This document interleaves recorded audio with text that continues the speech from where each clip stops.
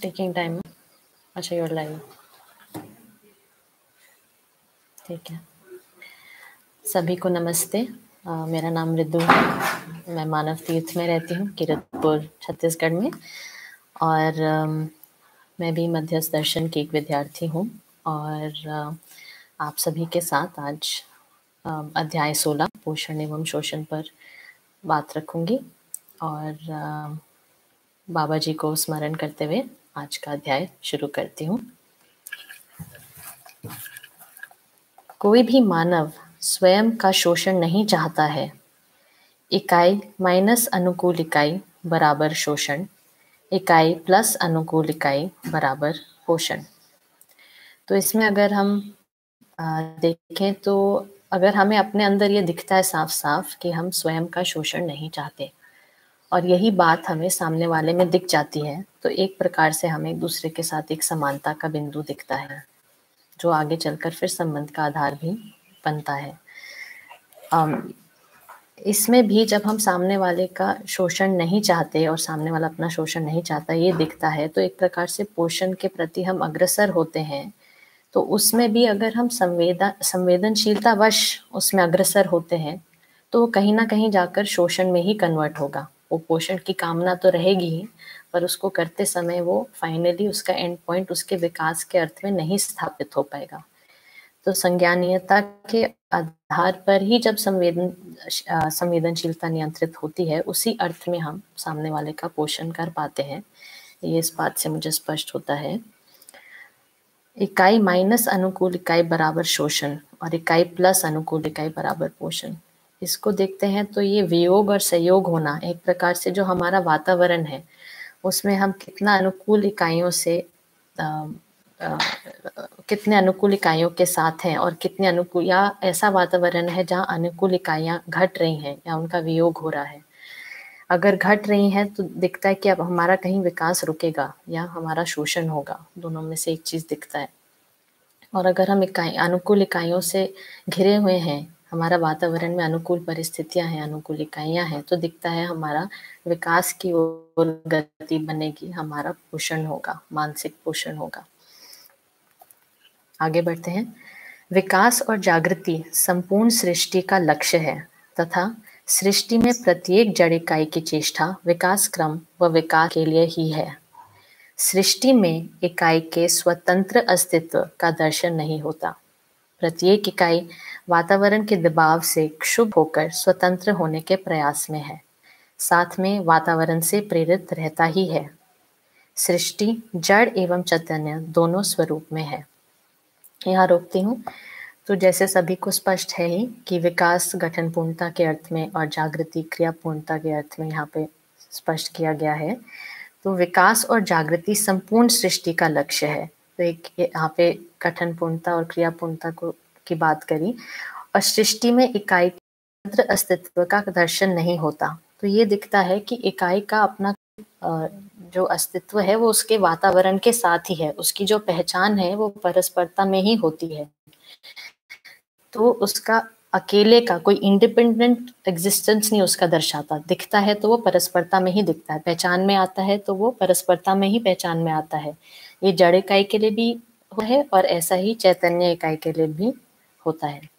तो सृष्टि जड़ चैतन्य दो स्वरूप में है। जड़ अपने त्व सहित व्यवस्था समग्र व्यवस्था में भागीदारी रूप में है, जिसका दृष्टा मानव है। चैतन्य सृष्टि में मानव इकाई के जागृति पूर्वक स्वतंत्र यानी स्वायत्त होने की व्यवस्था है। तो पहले यहाँ पे ये जड़ इकाई की बात हुई, और उसके बाद जो चैतन्य वाली लाइन है, चैतन्य सृष्टि में मानव इकाई के जागृति पूर्वक स्वतंत्र यानी स्वायत्त होने की व्यवस्था है। तो ये स्पष्ट होता है कि चैतन्य इकाई भी स्वतंत्रता की ओर अग्रसर है, और स्वायत्तता जो उसका एक लक्ष्य है, उसको अगर हम व्याख्यायित करें तो स्वयं के आधार पर क्रियान्वयन होना, स्वयं के आधार पर कार्य व्यवहार हो पाना, उसको स्वायत्तता कहा। और उसका मतलब ऐसा नहीं कि मैं जैसा चाहता हूँ मैं वैसा ही करूँगा, वो मनमानी वाला भाव यहाँ नहीं है। मैं समझ के आधार पर क्रियान्वित होता हूँ, मेरा कार्य व्यवहार होता है। समझ माने मैं अपना स्वभाव धर्म देखते हुए, पहचानते हुए उसका निर्वाह करता हूँ, उसको कहा स्वायत्तता। यहाँ स्वतंत्रता का अर्थ सबसे अलग होने से नहीं है। फिर स्वतंत्रता का क्या अर्थ है?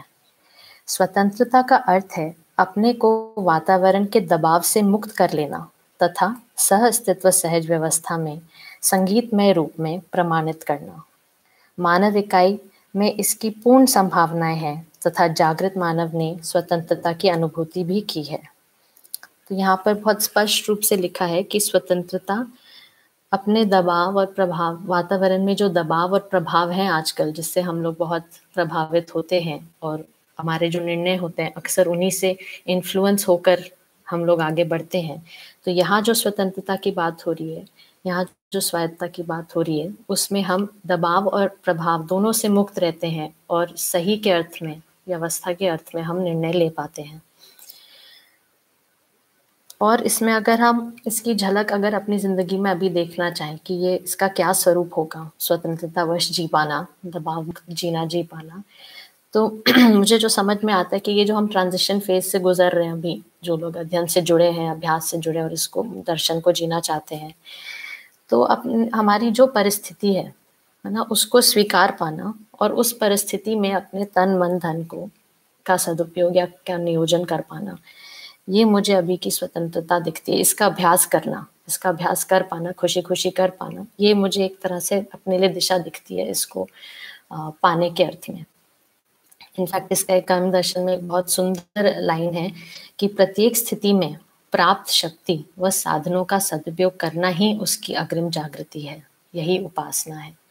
इसका मतलब कि अगर हम अपनी परिस्थितियों को पूर्ण रूप में स्वीकार पाते हैं और अपने शक्तियों का नियोजन कर पाते हैं, सदुपयोग कर पाते हैं, तो हमारे जागृति के लिए आगे जगह बनती रहती है, आगे अवसर खुलते रहते हैं।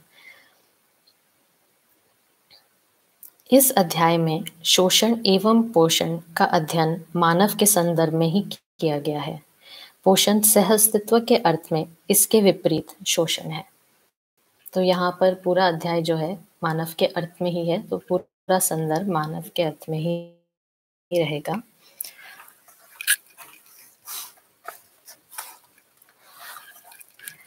वातावरण के प्रताड़ना तथा क्षोभ से मुक्त होकर स्वतंत्र अस्तित्व की अनुभूति करना मानव जागृति की चरम परिणति है। विकास की दिशा में जो समस्त अवरोध है, वह शोषक तथा सहायक समस्त तत्व पोषक है। अतएव ये सिद्ध हुआ कि जागृति को अवरुद्ध करने वाली समस्त क्रियाएं शोषण है तथा जागृति को गतिशील करने वाली समस्त क्रियाएं पोषण है। तो जब हम विकास की दिशा में जो समस्त अवरोध की बात करते हैं, तो जब इसको हम देखने जाते हैं अपनी ज़िंदगी में कि क्या चीज़ें हैं जो मेरी गति को रोक रहे हैं विकास की ओर, तो मुझे जो दिखता है कि इसमें एक चीज़ जो बड़ा अटकाव लगता है कि संबंधों में जो हम स्वभाव पर शंका करते हैं दूसरे के, उसमें हमें समय लग जाता है उस विश्वास बिठाने का कि सामने वाला भी सुख चाहता है, सामने वाला मेरा सुख भी चाहता है। ये जो उसका इंट्रिंसिक नेचर है, उसके प्रति जो स्वीकृति है, उसको समझने में, पहचानने में समय लगता है। तब तक वो शंका बनी ही रहती है कि ये व्यक्ति चाहता क्या है। तो एक वो मुझे एक अड़चन दिखती है अपने विकास में, अपने निर्वाह, मूल्यों के निर्वाह के अर्थ में। दूसरा जो समझ में आता है कि जब हम जीने जाते हैं तो एक मॉरलिस्टिक या राइटियसनेस जैसा अप्रोच कभी-कभी होता है, जैसे कि यही सही है, ऐसा ही जीना चाहिए, यही करना चाहिए, और अगर आप ये नहीं कर पा रहे हैं तो आप बहुत ही गलत ज़िंदगी जी रहे हैं और आपका कुछ नहीं हो सकता। ऐसा कभी-कभी हमारे मन में आता है और हमारी अभिव्यक्ति में भी आता है। तो इसमें ये दिखता है कि सामने वाले के लिए जो स्पेस है जीने का, वो स्टिफल्ड फील करता है, वो कंस्ट्रिक्टेड फील करता है। और साथ में जो हम अपना व्यू लेकर खड़े होते हैं, तो एक तो उसमें एक दया का अभाव दिखता है सामने के प्रति, और अपने ऊपर भी भारी दबाव रहता है एक प्रकार के जीने का, जो शायद हम उसको पूरी तरह निर्वाह कर भी ना पाएँ, जिसके कारण फिर सामने वाले की नज़रों में हम गिरते भी हैं या उसकी अपेक्षाओं के अनुकूल हम नहीं पूरा पढ़ पाते। तो एक तरह से हम अपने आप को भी एक बहुत हायर मॉरल ग्राउंड दे देते हैं, जिसमें हम आगे चलकर कहीं फँसते हैं। तो एक तो मुझे ये समझ में आता है कि ये इस अटकाव को ऑब्ज़र्व कर पाना अपने अंदर कि क्या मैं दूसरे पर हावी हो रहा हूँ अपने मॉरलिस्टिक राइटियस व्यूज़ पे, दूसरा क्या मैं अपने ऊपर हावी हो रहा हूँ, और तीसरा जो मुझे लगता है, शायद मैं इसको एक्सपीरियंस की पहले काफ़ी, कि जो राइटियसनेस वाला एटीट्यूड है जिसमें मैं सही हूँ और मैं सही जानता हूँ और आपको भी बताऊँगा, इसमें कहीं हमारे स्वनिरीक्षण में कमी आ जाती है, क्योंकि हम पहले ही इतना स्ट्रांगली मान के बैठे हैं कि हम सही हैं, हम में कोई गलती हो रही है या उसका कोई ओपननेस कि हमें सीखने की संभावना अभी भी है, वो नहीं रह पाता, तो इसलिए स्वनिरीक्षण में भी कभी हम कमी पाते हैं। उसको अपने अंदर इतने अच्छे से रिफ्लेक्ट नहीं कर पाते कि हम क्या कर रहे हैं, कहाँ कम पड़ रहे हैं। तो ये मुझे एक अटकाव दिखता है आजकल अ, हम सभी में। अब कहने का मतलब कि अभी के टाइम्स में जब लोग जीते हैं, तो ये सब अटकाव एक बारी दिखते हैं विकास के गति में। दूसरा जो दिखता है आलस।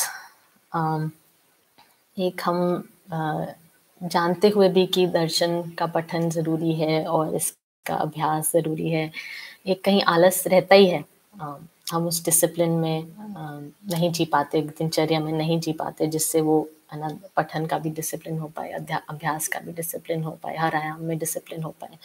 तो वो एक अटकाव दिखता है।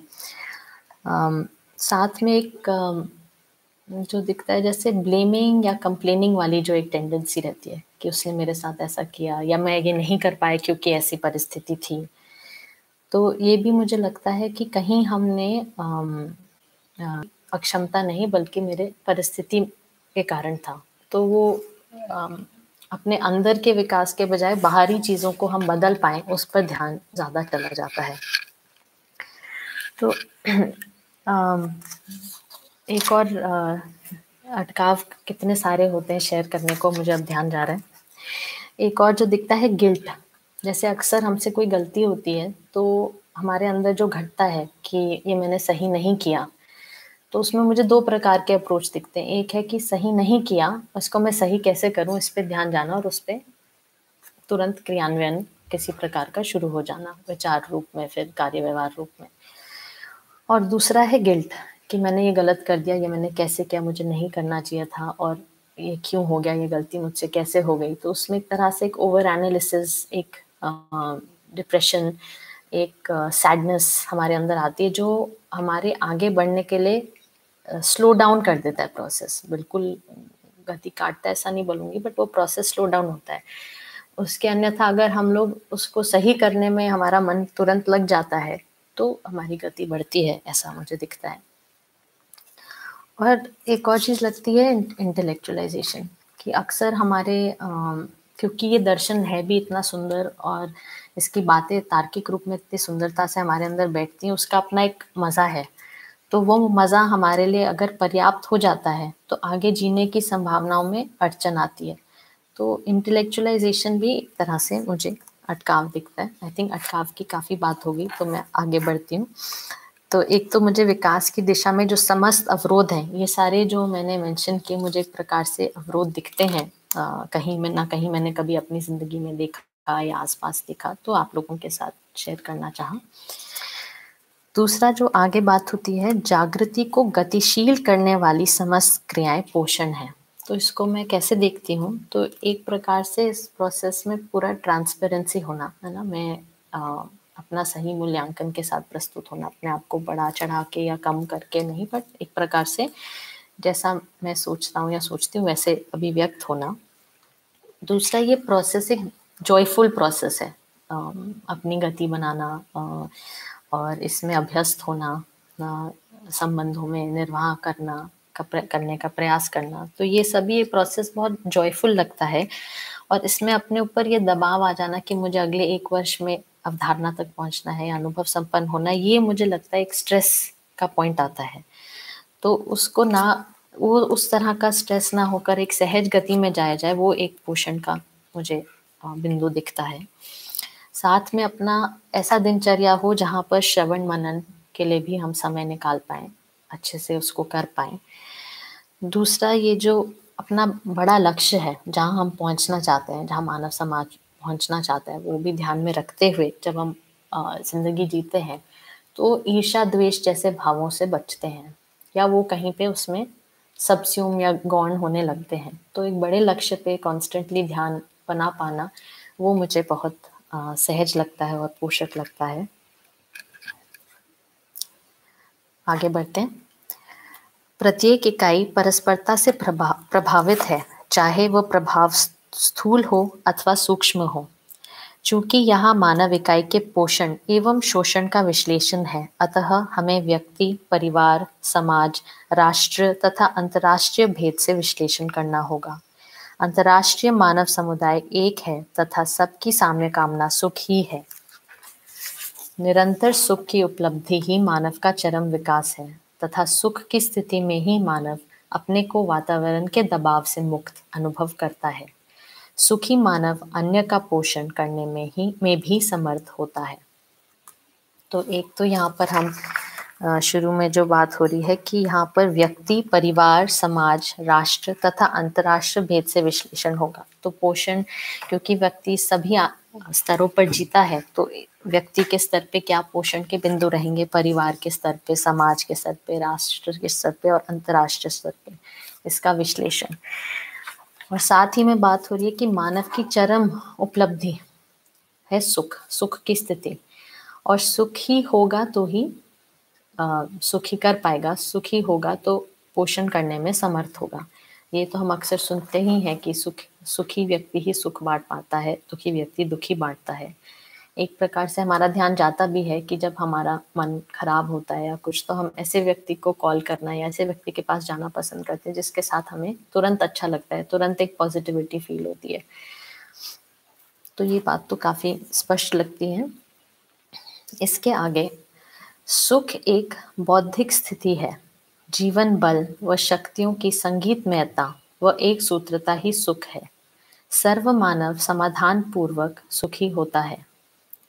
तो यहाँ पर सुख को जो डिफाइन किया, सुख एक बौद्धिक स्थिति है, एक इंटरनल स्टेट है। जैसे हम एक तृप्ति महसूस करते हैं, और ये तृप्ति महसूस होने पर जो हमारी अभिव्यक्ति होती है, बहुत स्फूर्ति पूर्वक होती है, बहुत एक तरह से हम एक्टिव दिखते हैं और कई चीज़ों को करना चाहते हैं। वो हमारे अंदर की एक तृप्ति है जिसकी अभिव्यक्ति हो रही है, एज अपोज टू कि हम अभिव्यक्ति कर करके अपने आप को तृप्त करने का अभ्यास बनाते हैं। तो यहाँ पर एक इंटरनल स्टेट को बताया जा रहा है। और साथ में ही अगर हम इनको जीवन क्रिया के लेवल पे देखें, तो जो मन और वृत्ति में सामंजस्यता है, या वृत्ति के आधार पर जब मन वृत्ति के आधार पर जब मन क्रियान्वित होता है, संचालित होता है, तो उस स्थिति को कहा सुख। तो इसको अगर एक बारी थोड़ा और फैला के देखें, तो अगर हम मन, वृत्ति, चित्त, बुद्धि, आत्मा, उसको पूरे को देखें, तो मन और वृत्ति में जो सामंजस्यता है उसको सुख कह रहे हैं, है ना। वृत्ति और चित्त में जो सामंजस्यता है उसको शांति कह रहे हैं, और चित्त और बुद्धि में जो सामंजस्यता है उसको संतोष कह रहे हैं। तो एक प्रकार से जो दिखता है हमें कि जो सामाजिक नियम में जीना, सामाजिक नियम में जीना ही एक प्रकार का जो सुख है, उसकी बात यहाँ हो रही है। तो जैसे हम स्वधन, स्वनारी, स्वपुरुष, दयापूर्ण कार्य व्यवहार में जीते हैं, तो जो हमारे अंदर जो एक्सपीरियंस होता है उसको कह रहे हैं सुख। और जब हम उसके थोड़े और आगे जाते हैं, परिवारों में जीते, संबंधों में हम निर्वाह कर पाते हैं, वो जो एक्सपीरियंस है उसको कहा शांति। और फिर जब हम स्वयं में व्यवस्थित हो पाते हैं, स्वयं में एक व्यवस्था को की तरह पहचान पाते हैं, उसको कहा संतोष। जहाँ पर हमारा तन, मन, धन का सदुपयोग हो पाता है, और एक प्रकार से अब हम व्यवस्था को चित्रित कर पा रहे हैं और व्यवस्था के अनुरूप क्रियान्वयन कर पा रहे हैं। तो इसीलिए दिखता है कि जो मन और वृत्ति में जो सामंजस्यता है ना, वो चरित्र का डोमेन दिखता है, जिसको हम सामाजिक नियम भी कहते हैं। वृत्ति और चित्त मूल्यों का एक बड़ा डोमेन दिखता है, और चित्त और बुद्धि में नैतिकता का बड़ा डोमेन दिखता है, जहाँ पे हम तन, मन, धन के सदुपयोग की बात कर रहे हैं। तो एक तो आप लोगों के साथ ये शेयर करना चाह रही थी।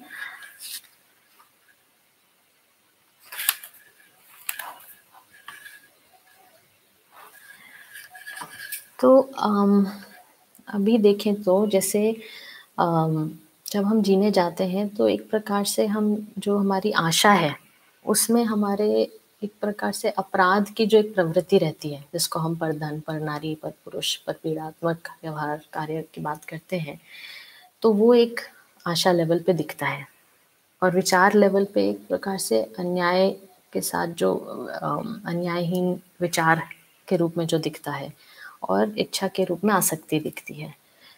तो इन तीनों के जगह पर मूल्य, चरित्र, नैतिकता दिखे तो उसी को एक प्रकार से सुख, शांति, संतोष हम लोग यहाँ पर कह रहे हैं। तो सुख एक बौद्धिक स्थिति है। तो सुख को फैलाने जाए तो उसको सामाजिक नियम के अर्थ में देख रहे हैं। सुख एक बौद्धिक स्थिति है। जीवन बल व शक्तियों की संगीतमयता व एक सूत्रता ही सुख है। सर्व मानव समाधान पूर्वक सुखी होता है। मानव ने बौद्धिक समाधान तथा भौतिक समृद्धि से सुख की कामना की है। ये उल्लेखनीय है कि जीवन परमाणु सर्वोच्च विकसित पद है। बौद्धिक समाधान के मार्ग में सबसे बड़ा अवरोधक तत्व भय है। मानव कुल 3 प्रकार से भय से पीड़ित हुआ है। प्राकृतिक भय, पाश्विक भय तथा मानव में निहित अमानवता का भय। मानव का मानव से भय परधन, पर नारी, पर पुरुष तथा पीड़ात्मक व्यवहार के कारण है। यही मानव में निहित अमानवता का भय है। पर धन, पर नारी, पर पुरुष एवं पर पीड़ात्मक व्यवहार से द्वेष, आतंक, हिंसा एवं प्रतिहिंसा उत्पन्न होती है। तो जो यहाँ पे 3 भय की बात करी, प्राकृतिक भय जैसे अर्थक्वेक हो गई, फ्लड हो गया, टाइफून हो गया या भी जैसे कोरोना वायरस हो गया, ये सब जो प्राकृतिक भय मानव के उसमें रहते हैं मन में।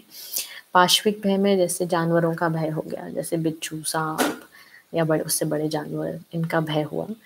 और फिर अमानवता का भय जिसमें हम अपराध वाली प्रवृत्ति की बात कर रहे हैं या सामाजिक नियम के अन्यथा जो जीना होता है उसकी बात कर रहे हैं।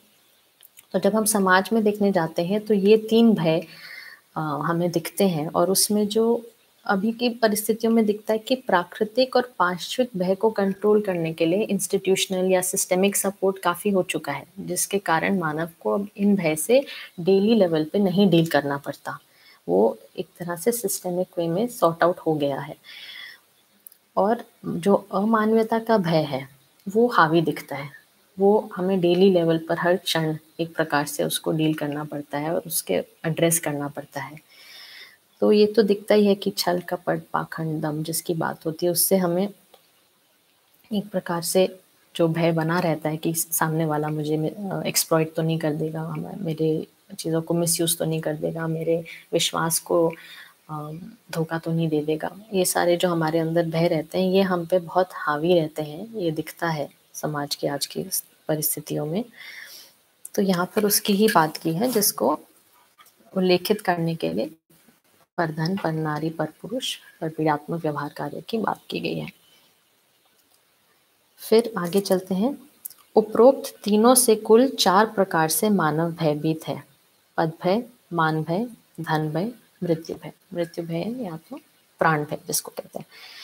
तो इस पे आप लोगों ने अध्याय 13 में काफ़ी डिटेल में बात किया ही होगा।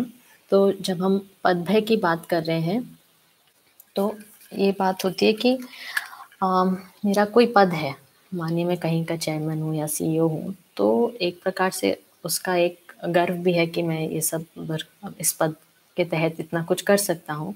पर साथ में एक भय बना रहता है कि ये पद मुझसे छिन सकता है या कोई भी ये पद किसी दिन किसी और को मिल सकता है और मुझसे जा सकता है अगर मैं परफॉर्म ना कर पाऊँ या मेरी किसी सीनियर के साथ नहीं बने तो ये मेरा पद चला जाएगा। तो एक तो ये भय बना रहता है पद को लेकर। दूसरा एक भय बना रहता है कि जो मुझसे आगे के पद में है, ऊपर के पद में, वो मुझे दबा सकता है, वो मेरे प्रति अन्यायपूर्ण व्यवहार कर सकता है। एक तो इसका एक भय बना रहता है। तो पद भय को एक तरह से दिखता है। मान भय में दिखता है कि मेरा अपमान ना हो जाए। मेरा जो लोग मुझे जिस प्रकार स्वीकारते हैं, मेरा जो यश है, घर, परिवार, समाज जहाँ पर भी, वो मुझसे ना छिन जाए, उसके अन्यथा ना कुछ हो जाए। अम, तो एक तो हो सकता है कि यश ना मिलने का भय और दूसरा यश मिल गया तो वो यश के विरोध में ना खड़ा हो जाए सामने वाला या समाज में मेरी अन्यथा छवि ना चले जाए, इसका भय बना रहता है। तीसरा भय है धन भय। तो धन भय में दिखता है समाज में जब हम जीते हैं तो एक प्रकार से चोरी होना, धन का शोषण होना, ये सब भय हमारे अंदर बने रहते हैं। और दूसरा एक भय रहता है कि अपने स्वावलंबन का, कि अभी की जो व्यवस्थाओं की, जो अभी व्यवस्थागत परिस्थितियां हैं, उसमें क्या मैं अपने पैरों पर खड़ा हो पाऊंगा। तो ये धन भय में दिखता है। और चौथा मृत्यु भय, प्राण भय। तो उसमें ये दिखता है कि एक तो आज के समाज में असुरक्षा का भाव जो बना रहता है, खासकर महिलाओं को लेकर एक के मन में बैठा रहता है असुरक्षा का भाव, या छोटे बच्चों को लेकर असुरक्षा का भाव। और दूसरा, जब हम रोगी होते हैं तो एक टाइम पे लगता है अब ये शरीर साथ नहीं देगा, तो शरीर के जब अस्तित्व पर शंका हो जाती है, तो एक वो भी प्राण भय का भाग है। भौतिक समृद्धि के लिए मानव के पास केवल 3 ही अर्थ हैं: तन, मन और धन। भ्रमित मानव ने तन, मन एवं धन के नियोजन से ही प्राप्त प्राकृतिक ऐश्वर्यों को उपयोग तथा भोग करते हुए प्राकृतिक भय, पाश्विक भय तथा मानव में निहित अमानवीयता के भय से मुक्त होने की कामना की है। भय से निवारण हेतु समुदाय रूपी सामाजिकता की कामना मानव ने किया। सामाजिकता का अर्थ ही है संबंध एवं संपर्क का निर्वाह। संबंध एवं संपर्क के निर्वाह के लिए आधारभूत प्रेरणा स्रोत 4 हैं: सभ्यता, संस्कृति, व्यवस्था और विधि। तो यहाँ पर अब बात हो रही है कि भय से मुक्ति पाने के लिए या भय के निवारण के लिए लोगों ने सामाजिकता अपनाई, कि लोगों के साथ जीने से ये भय का निवारण हो पाएगा। इसी में हम देखते हैं संबंध एवं संपर्क, ये दोनों दिखता है सामाजिकता में, और इसका निर्वाह। और जब हम संबंध एवं संपर्क को पहचानने जाते हैं तो इसको किस अर्थ में पहचाने? तो वहाँ की समाज की जो संस्कृति सभ्यता चल रही है वो ही वहाँ के संबंध और संपर्क को डिफाइन करता है।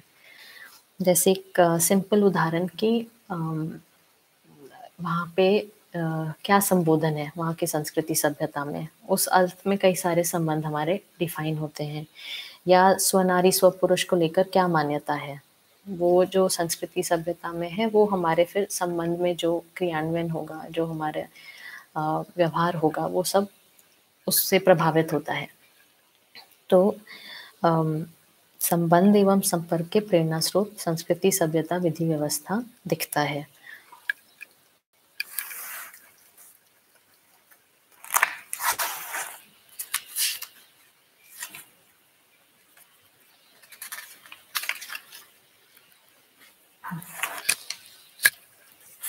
अच्छा, तो इसमें एक चीज ये दिखती है कि संस्कृति सभ्यता विधि व्यवस्था, अब हमारे जो सामाजिकता है, जो संबंध और संपर्क का आधारभूत है, तो वो एक प्रकार से वैल्यूज को रीइंफोर्स करता है, और उसी प्रकार से फिर हम संबंध में व्यवहार कार्य कर पाते हैं। अब आगे चलते हैं। सभ्यता, संस्कृति, व्यवस्था और विधि पूर्वक मानव ने प्राप्त अर्थ का नियोजन करते हुए सुख की अनुभूति की कामना की है। छोटे से लेकर बड़ी इकाई तक ने अर्थ का उपयोग और उपभोग करते हुए सुखी होने का प्रयास किया है। पर जब एकाकी प्रयोग से उसे सुख की उपलब्धि नहीं हुई, तो समाज का गठन हुआ, तथा ऐसे गठित समाज में संपर्क एवं संबंधों के निर्वाह के लिए नियम स्वीकृत हुए। इन नियमों का सभ्यता एवं संस्कृति के परिप्रेक्ष्य में अध्ययन करने का प्रयास किया गया था। इन्हें प्रयास किया गया तथा इन्हें आवश्यकीय तथा अनावश्यकीय नियमों के रूप में माना गया। साथ ही इन्हें ऐसा ही मानने और प्रयोग करने हेतु प्रेरणा देने के लिए व्यवस्था और विधि का जन्म हुआ। तो यहाँ पे एक प्रकार से एक हिस्टोरिकल कॉन्टेक्स्ट दिया जा रहा है कि मानव जब धीरे धीरे साथ में जीना शुरू करे, और उनकी जो वहाँ की संस्कृति और सभ्यता थी और सुख की कामना बनी हुई थी, या बनी हुई है भी, बट जो इसमें यहाँ हिस्टोरिकल कॉन्टेक्स्ट के हिसाब से जो सुख की कामना बनी हुई थी, उसलिए उन्होंने फिर कई सारे प्रयास किए, बट उसमें दिखा कि अकेले के प्रयास से कोई उपलब्धि हो नहीं पा रही। तो तब समाज के गठन की बात हुई। समाज को गठित किया तो संपर्क एवं संबंध एक बहुत ही नेचुरल स्वाभाविक कड़ी जुड़ी। और उसको जीने गए तो नियम एक चीज दिखी, मतलब नियम स्वीकृत होने से ही संबंध का निर्वाह हो पाएगा। तो नियमों के आधार पर लोग संस्कृति और सभ्यता का अध्ययन हुआ, और एक प्रकार से जो जब जीने गए लोग समाज में, तो संस्कृति और सभ्यता में जब जीने गए तो आवश्यकीय नियम क्या है और अनावश्यकीय नियम क्या है, इस पर ध्यान गया। मतलब वैद्य क्या है और अवैध क्या है, इस पर ध्यान गया और इसको स्पष्ट करना जरूरी समझा, और उसी को बोला व्यवस्था और विधि का जन्म हुआ। तो वैद्य और अवैध को स्पष्ट करने के रूप में विधि का जन्म हुआ, और उसके फैलाव को, उसको सिस्टमेटाइज करके उसके फैलाव को देखने गए तो व्यवस्था के रूप में दिखा। और यहाँ पर जो मध्यस्थ दर्शन में कहा जा रहा है, मध्यस्थ दर्शन सहअस्तित्ववाद के प्रकाश में, अगला पॉइंट है, मध्यस्थ दर्शन सहअस्तित्ववाद के प्रकाश में संस्कृति सम्मत विधि व्यवस्था को सुनिश्चित करने के लिए प्राप्त अर्थ, तन, मन और धन की सदुपयोग आत्मक नीतियों का निर्धारण हुआ तथा इन्हें धर्म नीति की संज्ञा दी गई। धर्म नीति मानव का वैभव है। तो यहाँ पर अगर हम देखेंगे तो जो बात हो रही है कि एक प्रकार से धर्म नीति की बात हो रही है, जो हमारी एक मानसिकता बनाता है सदुपयोग की। तो सदुपयोग किस सेंस में, तन मन धन का सदुपयोग, और सदुपयोग संबंध में ये इसका हम अर्पण समर्पण कर पाए उस अर्थ में। तो संबंध में संबंध को हम व्यवस्था के अर्थ में देख पाए और उसके लिए तन मन धन का अर्पण समर्पण कर पाए, उस अर्थ में सदुपयोग। तो ये मानसिकता बनती है तो उस सेंस में संस्कृति, सभ्यता, विधि, व्यवस्था सुनिश्चित हो पाती है। तो ये दृष्टि हमारी बनती है तो हम संस्कृति, सभ्यता, विधि, व्यवस्था को सेट कर पाते हैं, ये दिखता है। और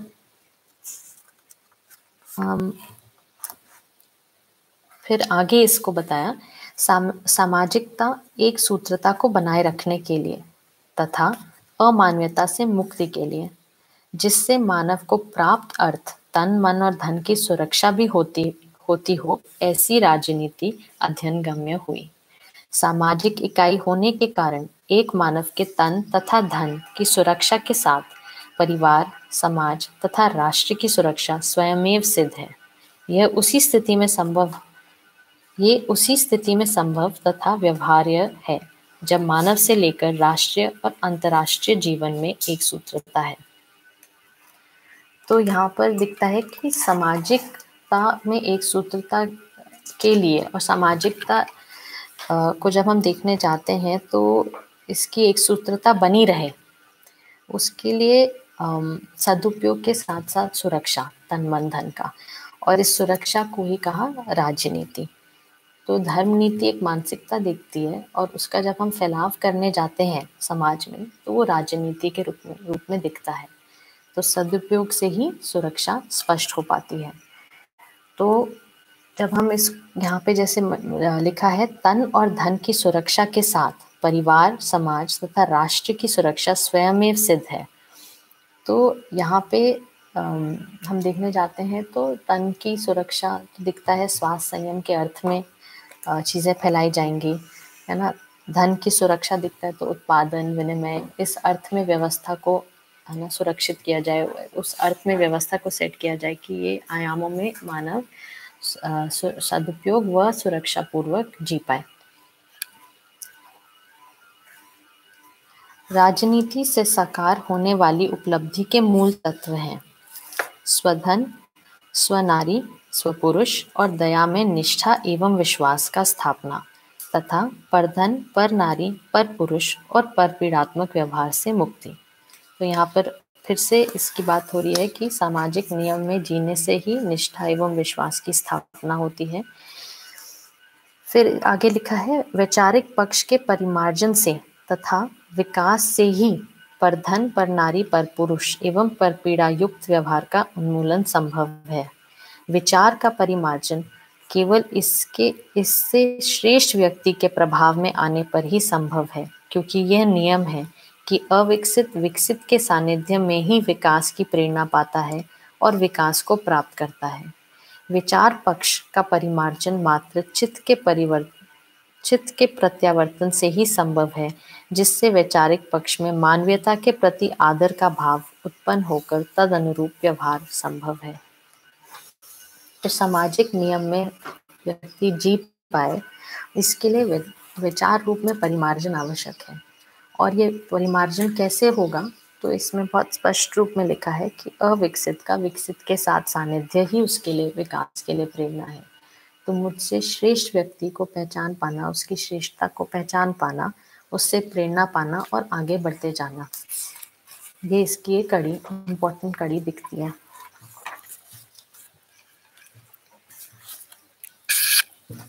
राजनीति का क्षेत्र अर्थ की सुरक्षा से अधिक संबंध होने के कारण इसका संबंध भौतिक वस्तुओं से अधिक है, अतः इसका धर्म नीति के आश्रय में होना अनिवार्य व अपरिहार्य है।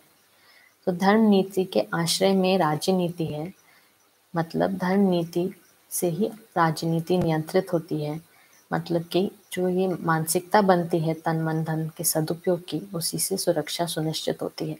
एक सूत्र आता ही रहता है बार बार कि सुरक्षा ही सदुपयोग है और सदुपयोग ही सुरक्षा है, उसी का ये एक प्रकार से उल्लेख है।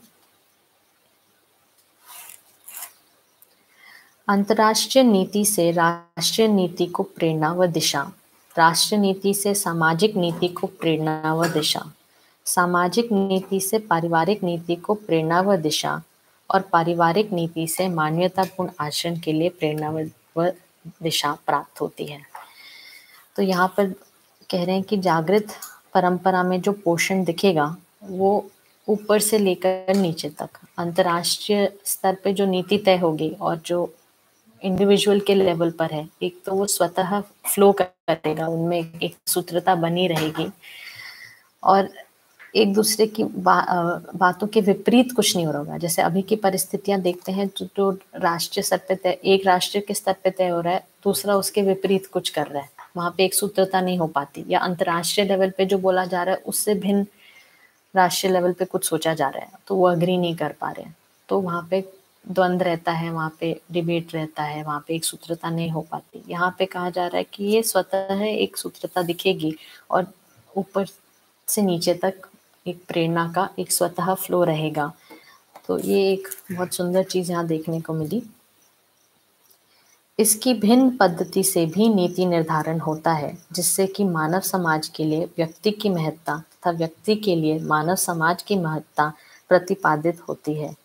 इसके साथ ही व्यक्ति से लेकर संपूर्ण मानव समाज की एक सूत्रता का महत्व भी हृदयंगम होता है।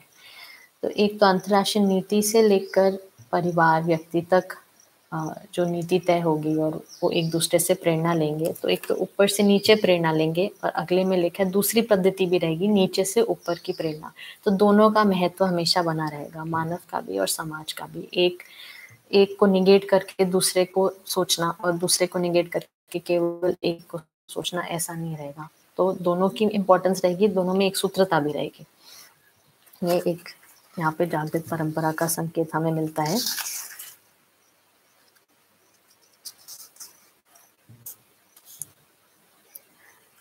जागृति विधि से अंतर्राष्ट्रीय नीति में अखंडता व सार्वभौमता की नीति, राष्ट्रीय नीति में विधि यानी न्याय की अक्षुण्णता बनाए रखने के लिए व्यवस्था, सामाजिक नीति में स्वधन स्वनारी स्वपुरुष तथा दयापूर्ण कार्य व्यवहार की नीति, और व्यक्तिगत जीवन में समझदारी संपन्न नीति से ही पोषण संभव है।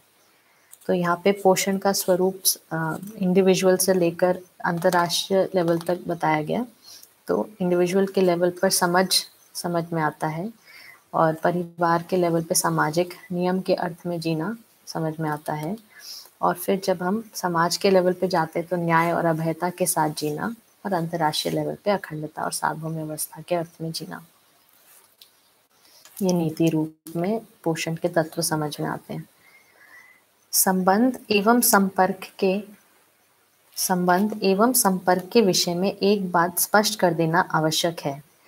इन दोनों में दायित्व का निर्वाह आदान प्रदान के आधार पर होता है, परंतु दोनों में भेद यह है कि संबंध की परस्परता में प्रत्याशाएं पूर्व निश्चित रहती हैं तथा इसके अनुरूप ही आदान प्रदान होता है, संपर्क में आदान एवं प्रदान परस्परता में पूर्व निश्चित नहीं रहता, इसलिए संपर्क में आदान व प्रदान क्रियाएं ऐच्छिक रूप में अवस्थित हैं।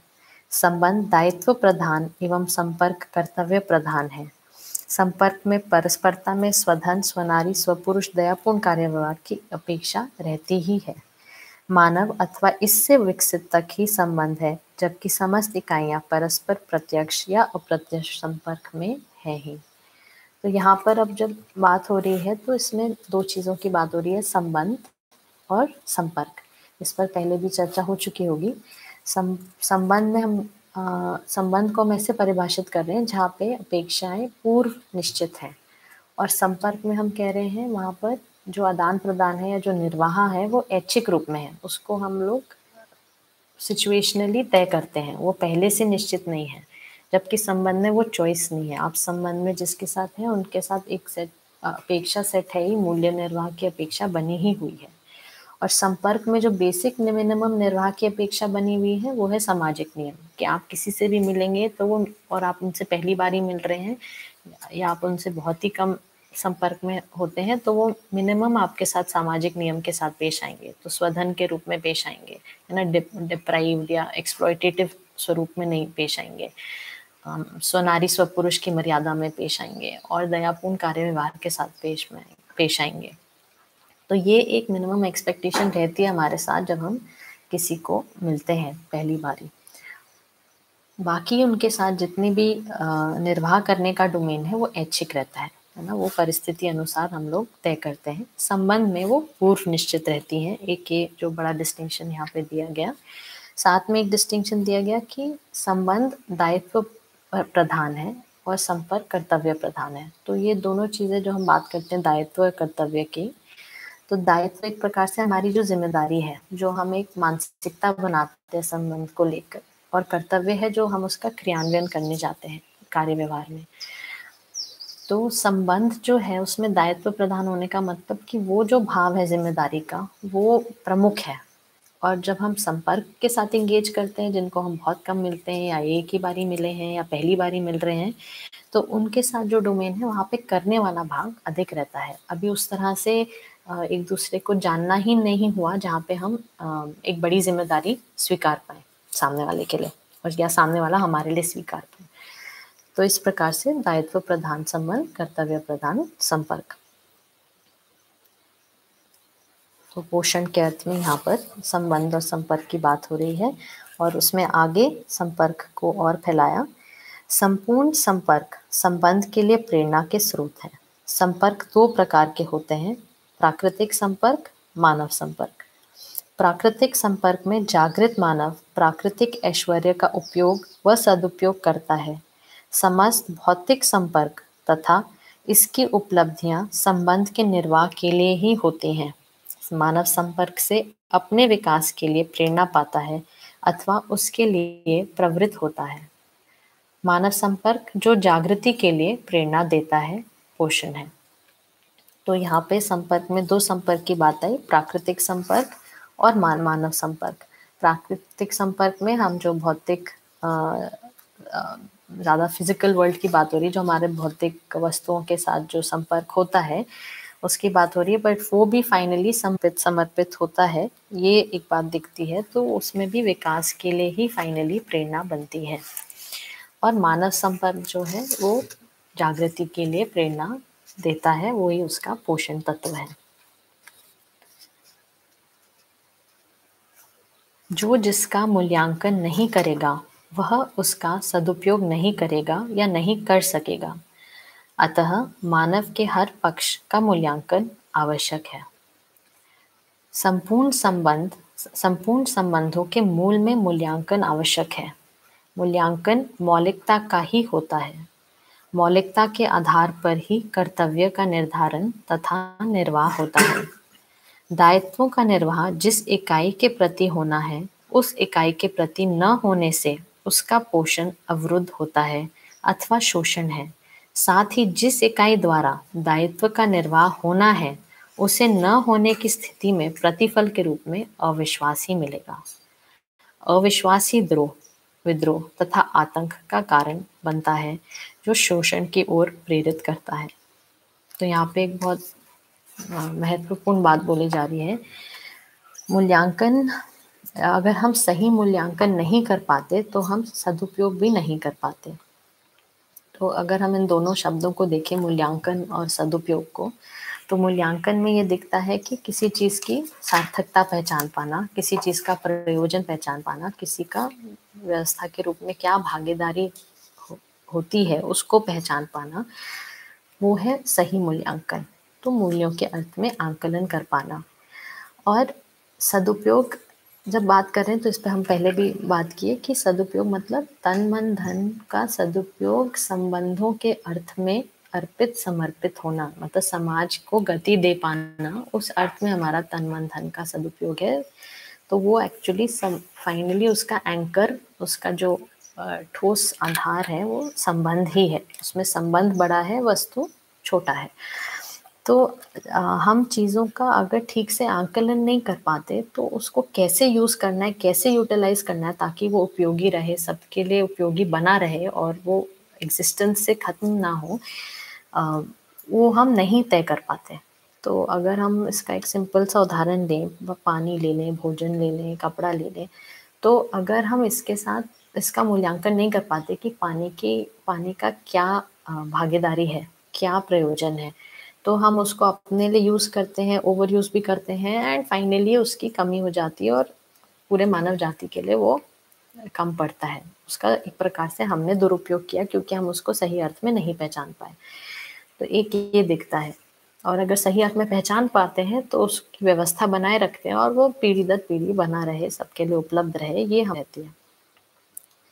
दूसरा, इसको अगर संबंधों के अर्थ में देखें तो एक उदाहरण समझ में आता है, जैसे भाई-बहन का संबंध है। तो जब हम किसी के साथ अ, भाई का संबंध स्वीकार्य में है और उसका हम अ, सही मूल्यांकन करते हैं, मतलब मैं सामने वाले को भाई के रूप में स्वीकारती हूँ, सामने वाला मुझे बहन के रूप में स्वीकारता है, तो हमारी एक-दूसरे के साथ क्या भागीदारी है, ये बहुत क्लियरली स्पष्ट होती है कि हम, है ना, विकास के अर्थ में हैं और उत्पादन में, प्रयोग विधि में साथ में लगेंगे और इस तरह के हमारे कार्यक्रम रहेगा। तो वहाँ पर नष्ट होता है, तो एक प्रकार से एक अम, निश्चित अ, मर्यादा बनती है, बहुत स्पष्ट होती है और वहाँ कोई कन्फ्यूज़न का डोमेन नहीं रहता क्योंकि वहाँ पे आंकलन सही है। नहीं हो पाता तो बहुत सारा कन्फ्यूज़न होता है और बहुत सारी आगे चल के प्रॉब्लम्स आती है जिससे सभी लोग वाकिफ़ भी हैं। तो जब हम नर-नारी समानता की बात करते हैं, तो उसमें ये मर्यादा भी काफ़ी पति-पत्नी को छोड़कर अधिकतर संबंध जो हैं वो भाई, कोई मैसेज आए, if it shows loading screen please restart the app and start video again. हुँ? नहीं दिखा रहा। आप लोगों को वीडियो दिखाई दे रहा है और साउंड आ रही है क्या? कोई भी 1-2 लोग बता दें।